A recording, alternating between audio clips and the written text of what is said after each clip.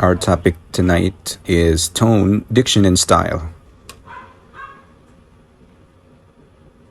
We take responsibility for what we say to whom. That is part of life, and by that, phrases like I'm sorry or I apologize were invented. That is taking responsibility. Or words bind you to act. Another way of taking responsibility is to do the corresponding action expected from what you said. Like if you promise something, you're expected to fulfill that promise. If you command something, then make sure you lead the commanded to an appropriate course of action. At school, we are expected to speak and to write professionally, and this requires us to craft our words carefully. In fact, we curate our words in our heads, curating in terms of what is accurate and what is proper for a given circumstance. Through the words you use, you are composing an identity and expectation. At the same time, you take note of the word perception. Perception is at the heart of articulation. Anything you say creates a perception, or anything that you do not say and deliver in a lousy manner would create a perception in the minds of listeners or readers. At the same time, misusing words could be costly in that they can distort reality or facts and can mislead people. That's why we need a bit of education about tone, diction, and style. Not because we need to sound good, but because we need to speak and write in accordance with moral character. Let's start with tone, the emotional compass of professional writing. Setting the tone means something in every conversation. It's a way to establish, negotiate the space or the environment of the discussion. In writing, it's setting the environment of the reading, or this sets the environment of the readers or the audience. If you deliver the news with excitement and vigor, this translates as the emotional tone of the articulation of that message. You can hear it from the types of expressions used. Are you respectful, analytical, empathetic, or do you sound confrontational? Consider the following. There is an emotional door in every writing piece through which the audience will enter your text. Again, there's an emotional door in every writing piece through which the audience will enter your text. When we write professionally, we must balance clarity with humanity. What I mean to say is that words are carefully selected to convey needed information, but it must also not be too cold. Example, in giving announcement, we announce to warm bodies, not to a rock. Compare the two announcements here from the pet clinic's secretary. Announcement 1. The dog expired at 2 in the morning. The owner is required to claim its body from our clinic within 5 hours or as soon as possible. Any representative of the owner shall present an ID and authorization letter from the owner to claim the remains. Compare this with Pet Clinic Secretary 2. We are sad to announce that Remy did not make it. With sympathies in our hearts, we offer our condolences. As of now, we make sure to tenderly prepare her for her journey back to her home. Anytime, when you're ready, you may drop by for her during our clinic hours. May she run free across the rainbow. In this announcement, the second pet secretary pulled out a heart from her pocket.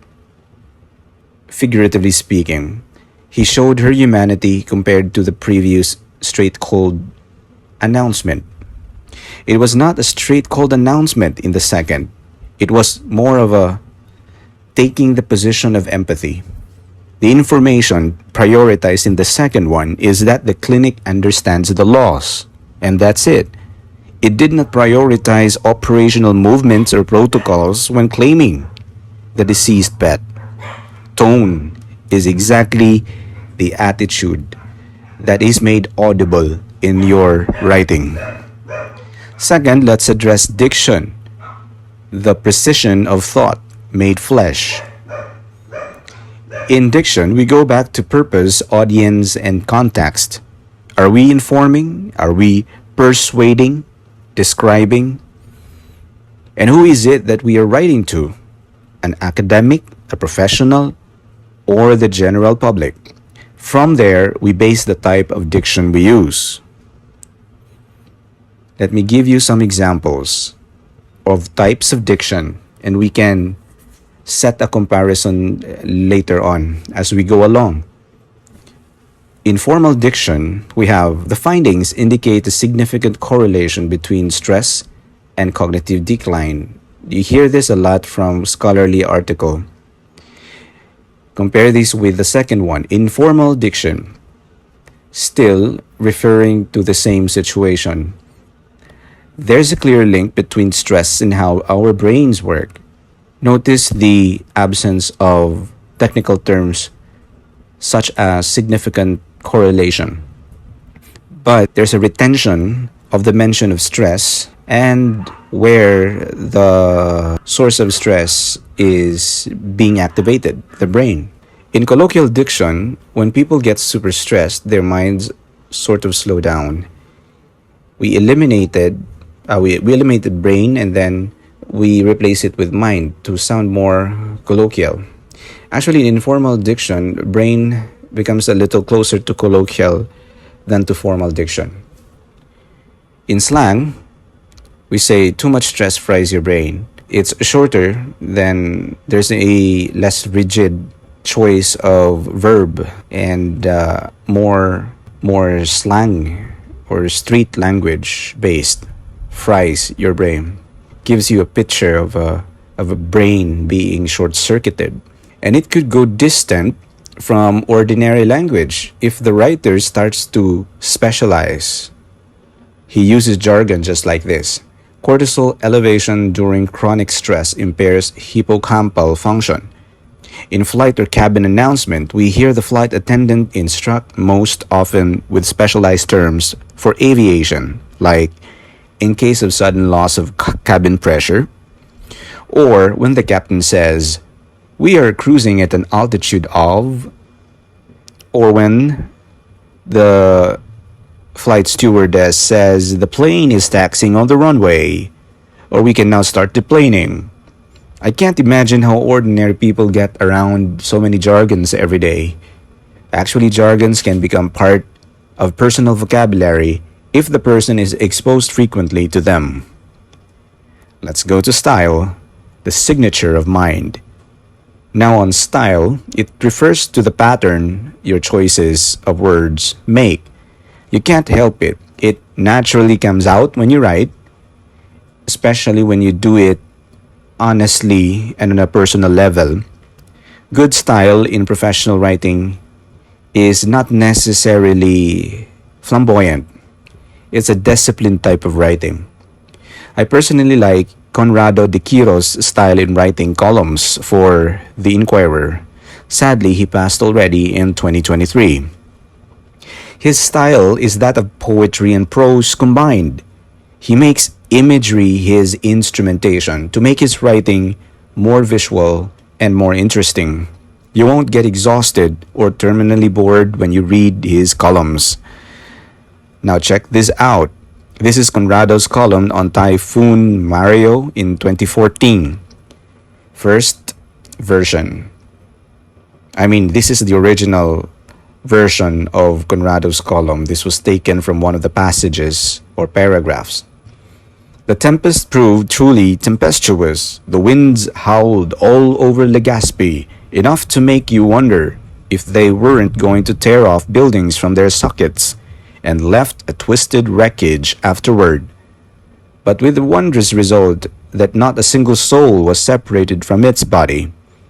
Mario did not leave without claiming its due, but at least Metro Manila was niggardly in praying its price, in paying its price. Here's a version of Conrado's passage written in a more contemporary and minimalist style. The wind screamed through Legazpi that night, tugging at roofs and walls like furious child. By dawn, the city lay in pieces, but no one had died. Mario had taken its share, yet Manila paid less than it might have. Now, using the style of Hemingway, you know Hemingway from the famous six-word short story, Baby Shoes for Sale, Never Used.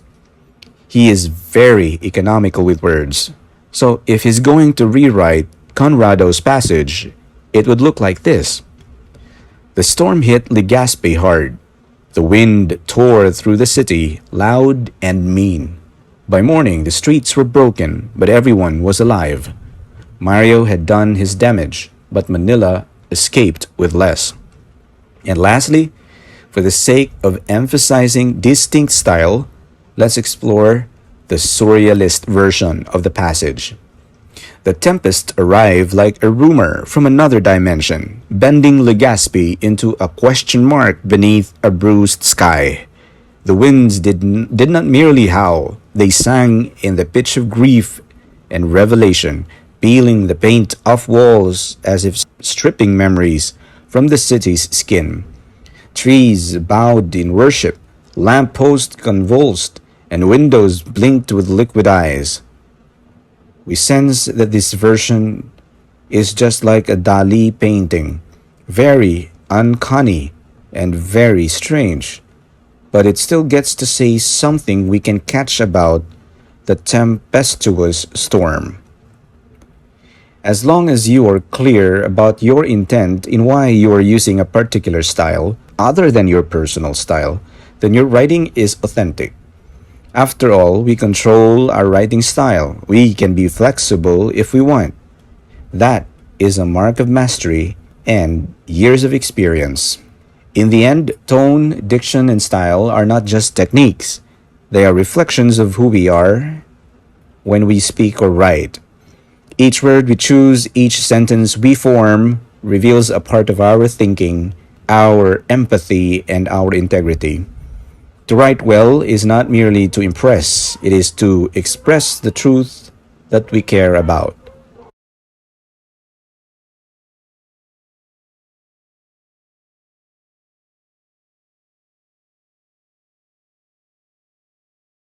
It's not to elegance immediately, but to honesty first and foremost.